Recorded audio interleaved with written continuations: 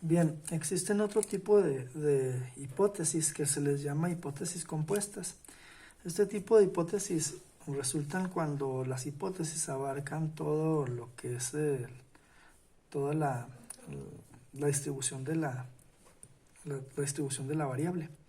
Entonces, vamos a suponer que tenemos una fábrica de llantas o de neumáticos. Esa fábrica, a lo mejor en un neumático en particular, dice que sus neumáticos duran por lo menos 24,000 millas, por ejemplo. Entonces, dice la fábrica, en promedio, mis neumáticos duran por lo menos 24,000 millas. Quiere decir que duran más o igual a 24,000 millas. ¿Sí? Eso es lo que quiere decir. Por lo menos 24,000 millas. Entonces, en este caso, también debemos de sacar una muestra tamaño n, sacamos x barra y s cuadrada. Entonces, el planteamiento de la hipótesis nula va a quedar de acuerdo a lo que comenta el fabricante. Es decir, si no pasa nada extraordinario, quiere decir que las llantas van a salir igual como dice él. Entonces, por eso ahí establece la hipótesis nula. Dice el fabricante que por lo menos duran 24,000 millas. Entonces, si existe nulidad en el efecto, quiere decir que las llantas que yo tome también van a durar por lo menos 24,000 millas. ¿Sí? Esa sería la hipótesis nula. La hipótesis alterna, ¿cuál sería? Pues que duren menos de 24,000. Entonces, aquí tendríamos que la media dure menos que 24,000 millas. Si se fijan, en este caso, este es un ensayo de qué tipo. Recuerden ustedes que el tipo de ensayo siempre lo va a dictar la desigualdad de la hipótesis alterna. Entonces quiere decir que este ensayo va a ser un ensayo unilateral izquierdo. Entonces tendríamos así más o menos nuestra gráfica, ¿no? Esa sería la grafiquita. Esto sería 0. Debajo del 0, ¿qué estaría? La media de 24,000. Y entonces, si el fabricante dice que duran por lo menos 24,000, quiere decir que pueden durar 25,000 millas, 26, 50,000, 100,000. Es decir, si duran muchísimo más, yo no voy a rechazar la hipótesis nula. ¿Cuándo la voy a rechazar? Cuando duren menos de 24,000. Entonces quiere decir que el ensayo tendrá que ser un ensayo unilateral izquierdo, ¿sí? Donde aquí va cargado todo el alfa. Recuerden que cuando es unilateral izquierdo o unilateral derecho va todo el nivel de significancia ahí. Entonces, ¿cuál viene siendo la diferencia aquí? Pues la diferencia entre unas hipótesis y otras es que en las anteriores pues aparecía aquí aparecía una condición de igualdad. En este caso no. En este caso hay una desigualdad tanto en la hipótesis nula como en la alterna, pero esto va a depender de la aseveración que haga el fabricante o la aseveración que se haga en la población. Entonces a este tipo de hipótesis se les llama compuestas. ¿Por qué? Pues porque en realidad en las hipótesis aquí está contemplada toda la variable, toda la distribución de la variable, ¿sí? Entonces esta es lo de las hipótesis compuestas. Voy a aprovechar de una vez para comentarles sobre lo que son los tipos de errores, que hay en las pruebas de hipótesis. Tipos de error, ¿sí? Y lo vamos a poner con un ensayo bilateral, ¿sí? Aquí tendríamos un ensayo bilateral. Surge lo mismo en los ensayos unilaterales, pero vamos a tomar un bilateral y aquí tendríamos área de rechazo. Acá tendríamos otra área de rechazo. Entonces, esta área de aquí de la orilla, ¿sí? La de las orillas, a estas se les llama áreas del error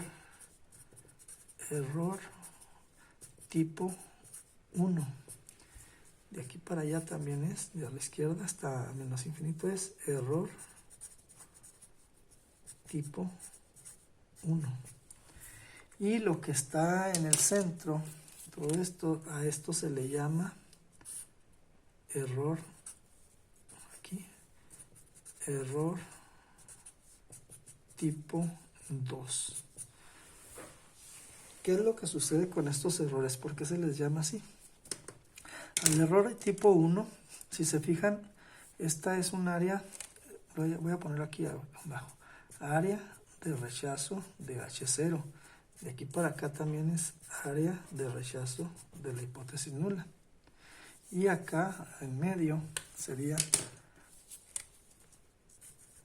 área de no rechazo de hipótesis nula. Ok. Entonces, el error tipo 1 es cuando rechazamos, si se fijan aquí dice rechazo.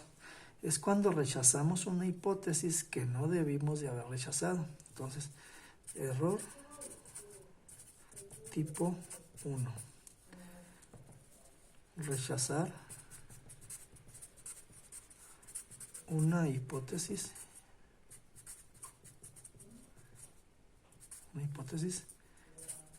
que no debió rechazarse. ¿Sí? Rechazar una hipótesis que no se vio rechazar. Entonces, en este caso, ¿por qué sucede eso? Sucede que, es un ejemplo, vamos a suponer que tienen ustedes una gran población, ¿sí? Una gran población de lo que sea, de datos, una variable aleatoria que sea. Entonces, si de ese valor, por ejemplo, si estuviéramos hablando de las millas, de 24,000 millas que hacía el fabricante, bueno, más bien de los de kilogramos de harina, que habíamos dicho ya. Vamos a pensar en que hay una gran mayoría de los datos, ¿verdad? Una gran mayoría, todo lo que son verde, aquí que pongo en verde, todos esos más o menos andan en el promedio, ¿sí? El promedio de los 1000 gramos. Son un montón ahí en la población. Andan en el promedio de los 1000 gramos. Y luego, en rojo voy a poner unos cuantos que andan por debajo de los 1000 gramos. Voy a poner esos, ¿sí? Voy a remarcarlos. Esos son los que andan por menos de 1000 gramos. Y voy a poner en azul los que andan muy arriba de los 1000 gramos, ¿sí? Por ejemplo, híjole, se vio muy feo. Déjenme pongo otro color que se resalte, que pudiera ser un rosa. Un rosa. Digamos así. También unos cuantos que son mucho más grandes, o el dato es mucho más de 1000 gramos, o sea. Entonces, a la hora que yo saco una muestra, ¿qué pasaría? Como esa muestra N es aleatoria, y aleatorio puede ser que salga cualquiera de estos, o sea, los que están verdes, los que son rojos, que son muy por debajo, o los que son rositas, que son muy por arriba de los 1000 gramos. Puede ser que salgan en alguno de estos casos, digamos, estos 4 rosas. Puede ser que hayan salido esos 4 rosas, ¿sí? Y dentro de unos cuantos que sean, digamos, verdes, así. Una muestra de este tipo, a mí me arrojaría un promedio X barra que está muy por arriba del promedio, ¿sí? Muy por arriba del promedio, pero por lo aleatorio, no porque sí sea cierto. Es decir, si se fijan aquí hay un montonal de verdes, o sea, lo más seguro es que sí esté correcto el proceso, pero por la muestra aleatoria y que hayan salido los más altos. Quiere decir que Si yo hago mi ensayo bilateral, vamos a suponer como este, entonces esta X barra, cuando yo la estandarice, esta, y la convierta en un dato T de student, entonces ¿dónde va a quedar ese dato T? Pues va a quedar por acá, por la derecha, y muy a la derecha, porque agarré muchos de los más grandes, que eran poquitos en la población, pero por azares del destino del azar, pues los agarré en la muestra, entonces me dio un dato sumamente alto. Entonces quiere decir que yo rechazaría una hipótesis. Si estamos viéndolo desde este punto de vista, la hipótesis nula sería de que la media fuera igual a 1000 contra una hipótesis alterna de que la media fuera diferente de 1000. Entonces, dados estos resultados, yo me pondría en este caso y diría que rechazo la hipótesis nula, ¿verdad? Entonces quiere decir que ahí puede cometerse o se cometió el error tipo 1, es decir, rechacé una hipótesis que no debí rechazar, es decir, la población estaba bien, pero por la aleatoriedad saqué los datos más altos, entonces rechacé una hipótesis que no debía haber rechazado. Y sucedería lo mismo si hubiera yo en esta muestra, ¿sí?, haber sacado, así como saqué los rosas, había sacado unos cuantos que son, los pocos que son de rojos, que están muy por debajo, los hubiera sacado y la X barra se habría salido muy baja, es decir, hubiera rechazado por izquierda. Entonces también pude haber cometido un error tipo 1, rechazar una hipótesis que no debía haber rechazado, ¿sí? Bien, ¿cuál sería el error tipo 2? Esto es cuando estamos cometiendo el error tipo 1. ¿Qué pasaría cuando cometemos el error tipo 2? El error tipo 2. El error tipo 2 sería más o menos así. Tengo una gran población también, igual de la fábrica está empaquetando los kilogramos de harina y pues hay un error, en el proceso, y en realidad están dando, los kilogramos están saliendo muy pobres, es decir, muy abajo, la mayoría, ¿sí? Es decir, tenemos un montonal que están por debajo de los 1000 gramos, ¿sí? Y tengo unos cuantos que sí dan con los 1000 gramos, unos cuantos. ¿Qué quiere decir? Que finalmente si yo saco una muestra aleatoria tamaño n y de esta muestra en realidad saqué por la aleatoriedad, saqué casi todos los que son verdes, sí, casi todos los que son verdes, y uno que otro que está abajo,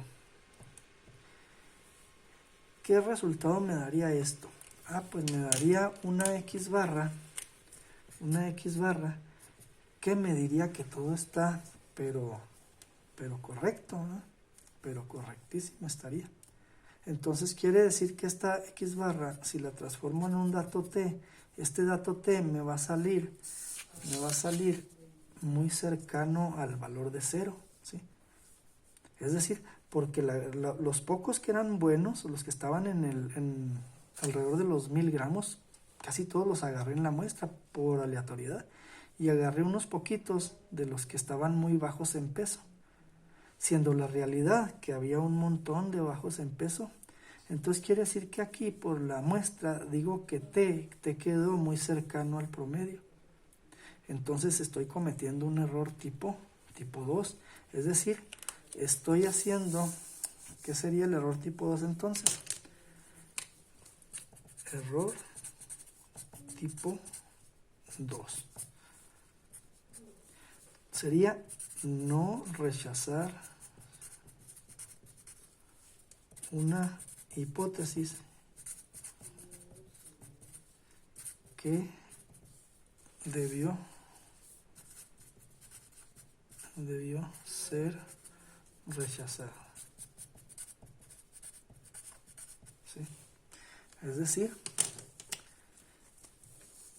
la T me dio muy cercano al promedio, de tal manera de que no rechacé la hipótesis nula. Sin embargo, debe haberla rechazada porque la gran población me dice que están dando kilogramos de menos de 1000 gramos, ¿sí? Entonces esa es la forma de definir los errores tipo 1 y tipo 2.